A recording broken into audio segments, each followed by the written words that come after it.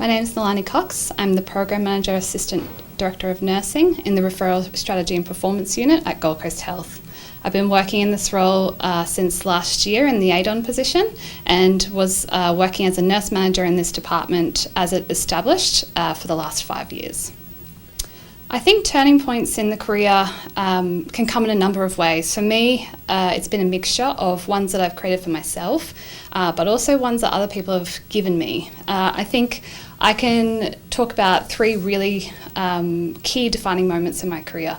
One was when I made a choice. I was getting feedback a lot from roles that I was applying for in my nursing career, that it just wasn't my time to excel, that I hadn't had enough experience, and that there were more experienced nurses that had been nurses for a longer period of time that might have been better in the role. So I think my first point of understanding where my career should go was accepting that capability doesn't necessarily equal time. So I chose to keep applying, keep asking for feedback, and keep progressing my career in my own different way based on trusting in my own instincts and my own capability. The second turning point came when I was given the opportunity to do a project that I didn't actually apply for, but was given the opportunity when I was working in Metro South. There was a really key thought leader in the organisation who I found really inspirational, and she could see skills and capability in me that I couldn't see in myself at the time, and she offered me an opportunity that I decided to lean into. That changed my career progression in a way that I didn't actually realise could actually happen. The next defining point was when I undertook the Australian College of Nursing Mid-Career Nurse Leadership Program, now known as the Nursing Director Program. It was the inaugural group for that program. I was at the time feeling quite disconnected from the profession as a nurse, didn't really know where I wanted my career to go and didn't really know how to progress that. Some applications came out for that program. I decided to take a shot and was one of 5 scholarship receivers for that program, and that program absolutely revolutionised the way that I not only look at my career but also nursing as a whole. And the last defining moment was taking all of the things that I learnt from that course and all of the things that I had learnt from the people that had guided me to that point, and decided to move to Gold Coast Health to undertake a position which I thought was going to be for 6 months, to be brave and take some risks and to trust my own instincts and land a project which now has led me to this role today, and with a unit that's now grown into 8 staff, revolutionising and changing the way that we look at referral management demand across our health service. Referral Strategy and Performance Unit really grew out of a big transformational initiative that was run across Gold Coast Health, based on some ideas and concepts that were formed by the Department of Health in terms of referral management demand, and also some experience that I had working as a GP liaison officer across Metro South, and seeing the challenges that patients often experience moving through our health sector, considering what a complex place it was. Moving into this role, I learnt that referral management, if it's not completed up front in the best practice way with the best interest of the patients at heart, it actually can in fact impact their whole entire journey and can impact the demand and the ability for the health service to deliver the patient care that we desire to deliver, which is always focusing on excellence and high value care. So some of the projects that we have been able to focus on out of this process is really implementing some of the digital strategies across the nursing, allied health, medical and administrative workforce. We've managed to take a statewide referral management system, implement that across 240 specialties across the organisation, and create more transparency and more best practice than we had ever had before, and could focus on making sure that those patients were receiving care from the point that they entered the organisation on a referral to the point they made the waitlist in 5 business days. We've managed to increase that time frame to make sure that we're achieving that within 86% of the time, which is an excellent statistic in terms of the number of patients that we can assist to make through that journey.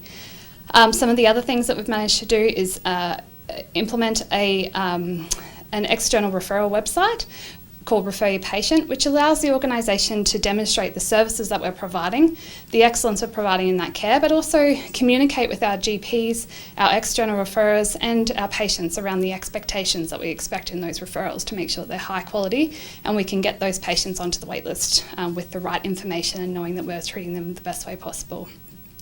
We've also managed to increase the nursing profession through referral management as well and move it from thinking that it's an administrative task to a clinical task. We've managed to change the way that people think about referral management itself and make sure that that's a really important pivotal part of the patient care experience and focus on the not as a piece of paper but as a patient who requires care from us and who is seeking help and a GP or a health professional who's asking us to assist in that process.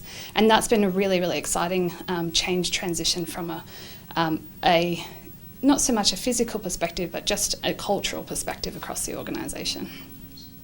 Referral management tends to have quite a few trends that we can monitor to make sure that we're creating a positive patient experience.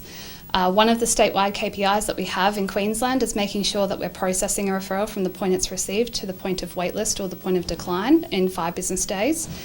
By doing that in an impactful and effective way across the administrative, nursing, allied health and medical workforce, we've actually shown that we've been able to then impact the average day's wait to the first outpatient appointment. We recently ran a study across multiple patient journeys and found that we could decrease the average day's wait to a first appointment in a surgical specialty for a Category 1 by 60 business days, which for a patient and their experience within the health service is a really, really huge reduction. That's decrease in anxiety for them. It's an improvement in the outcomes that they're going to have based on that intervention starting better. And it's also much better in terms of our demand management across the organisation as well. We've also seen through patient feedback surveys that introduction of little digital capabilities such as just implementing an SMS at the time that we received their referral, which we did back in 2021, has significantly reduced the number of times the patient has had to call to make sure that we've actually got that referral. Accessing outpatient services sometimes is one of the most anxiety-provoking and critical points in somebody's healthcare journey.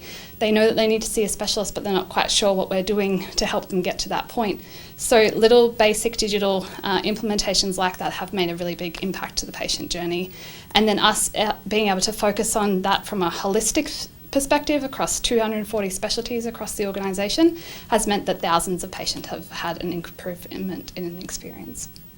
When I started on my nursing degree, I always thought that I might want to go into emergency or ICU or land in a surgical specialty ward. I had no idea when I left university and went into that new grad position that the opportunities in nursing could be so endless. What I've seen in the last couple of years, and especially with my involvement in the Australian College of Nursing, is that nursing is such an expansive career pathway that you never knew that that the positions could exist in ways that nurses are excelling and progressing through not only their organisations locally but also the profession nationally and on an international scale. My advice to any nurse or anybody really who is thinking that they have this drive to help patient care on a larger workforce scale, on a larger healthcare sector scale, but not quite sure how to get into that aspect of the profession or whether it even exists, is just to network, seek mentoring, look and read and research. I found out a lot of programs and talked to a lot of people just by purely reaching out and being brave and taking that risk. The worst thing you can do when a risk happens is get an answer of no, and then you just move on to the next question and see what else you can find in that avenue. I support and mentor nurses now to try and make sure that they can follow their dreams within the profession as well, and I've seen nursing expand into education, resource development, research, policy development over the last couple of years, and I think it's really exciting how much the profession is scaling and growing at this point, and how we're able to work with our multidisciplinary colleagues to really start having a seat at the table to then talk about how health services themselves can be developed and grow. My passion for nursing really started when I was in my gap year of between high school and trying to work out who I wanted to be as a person. I originally had this whole plan through high school that I was always going to be the Director of Paediatrics at Royal Children's Hospital. And when I got to the end of school, I decided, the Royal Children's Hospital no longer existed, and medicine wasn't necessarily my calling.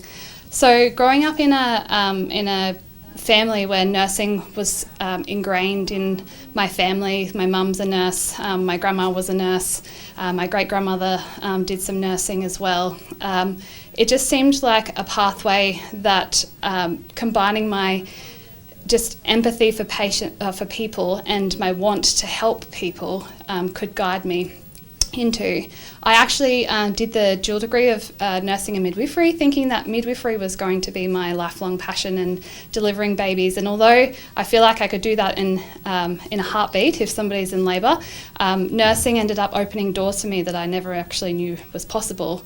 And I think with my love of systems and my love of organisation and my love of trying to help and understand the bigger picture, I realised that nursing could help me help the patient and satisfy my internal feelings of wanting to help people long term, whilst also satisfying the love I had for business and making things better and process improvement. And this was something that I never knew that I could actually find in a profession that was a clinical profession. And as I grew as a person and understood things that I liked about myself, I realised that nursing could absolutely provide that for me. So every day I come to work and I feel really great about what we're achieving. I'm doing a job that I love with a team that I love, being supported by an organisation that I love. And that's no small feat. I've been driving and commuting from Brisbane for the last 5 years. So doing that, you really need to have something behind you, which is a job that you really love doing every single day. And this is the first organisation where I have worked in where I feel like it lives and breathes its values, and it's not something that's just discussed as a pillar on the wall. And I think that, combined with the work that I'm doing with the Australian College of Nursing, has helped my internal passion for nursing really grow over the years, but also supported the foundations of who I am as a person and why I want to help people on every single day. Outside the workplace, I try and balance my time as best as I can. Commuting to the Gold Coast and back from Brisbane means that I get a lot less time than I would like to, but it also means that I get to fill it with audiobooks. So I love listening to audiobooks, as many as I can. I've already listened to 10 this year, which I feel like is a new record. I also spend time going to the gym and trying to make sure that my mental health is looked after just as much as my physical well-being. I really strongly believe in supporting people to create an excellent work-life balance as much as possible, no matter what circumstance they're in, whether they have 15 spare minutes a day or 2 hours a day. So I try and get to the gym. I love cooking. I love listening to audiobooks as well, just to make sure that I'm getting that mental switch off, but also maintaining my professional and physical health and my mental health at the same time.